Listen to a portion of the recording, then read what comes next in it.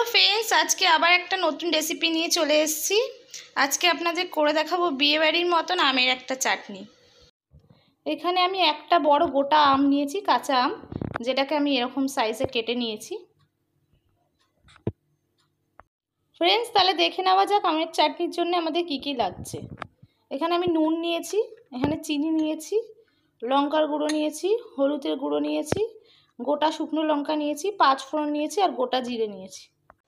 তো ফ্রেন্ডস, আমার কড়া গরম হয়ে গেছে। এখন আমি একটু তেল ছেড়ে দিচ্ছি, অল্প একটু তেল দেবো জাস্ট। ফ্রেন্ডস, কড়ায় তেলটা গরম হয়ে গেছে। এবারে আমি অল্প 5 ফোড়ন দিয়ে দেবো,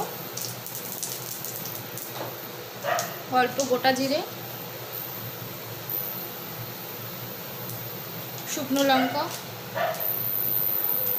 দিয়ে এগুলোকে ভালো করে একটু নেড়ে নেব।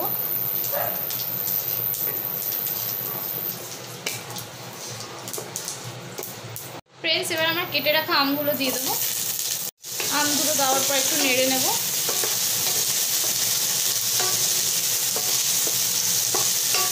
হালকা ভাজা মশলার সাথে এগুলো ভেজে নিচ্ছি, যেন একটু ভালো ফ্লেভার হয়।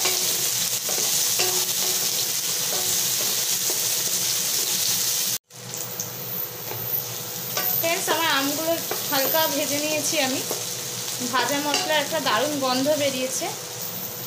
এবারে আমি গুঁড়ো মশলাগুলো দিয়ে দেবো। অল্প লঙ্কার গুঁড়ো দিচ্ছি আমি,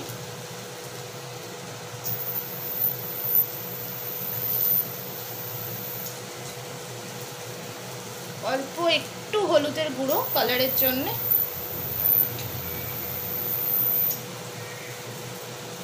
অল্প নুন দেব যেন টকটা কেটে যায়। গুঁড়ো মশলা দিয়ে একটু ভালো করে এগুলোকে মিক্স করে নেব।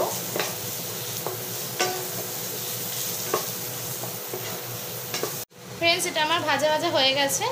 এবারে আমি জল অ্যাড করে দেবো, জল দিয়ে দেবো। যেরকম কোয়ান্টিটি হবে সেই বুঝে জলটা দেবে। ফ্রেন্ডস, এবার আমি চিনিটা অ্যাড করে দেবো।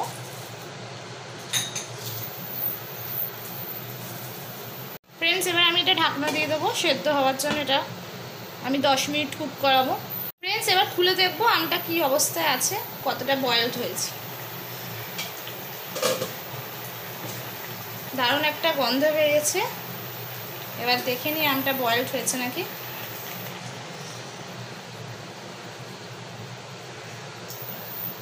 আমটা ভালো সেদ্ধ হয়ে গেছে, এবার নামিয়ে নেব। ফ্রেন্ডস, আমার চাটনিটা রেডি হয়ে গেছে। আপনারাও বাড়িতে করে খান এরকম আমের চাটনি, খুব ভালো লাগবে। আরও সুন্দর সুন্দর রেসিপি পেতে গেলে আমার চ্যানেলটাকে সাবস্ক্রাইব করুন, লাইক করুন, কমেন্ট করুন আর শেয়ার করুন। আজকের জন্য টাটা বন্ধুরা, ভালো থাকবেন।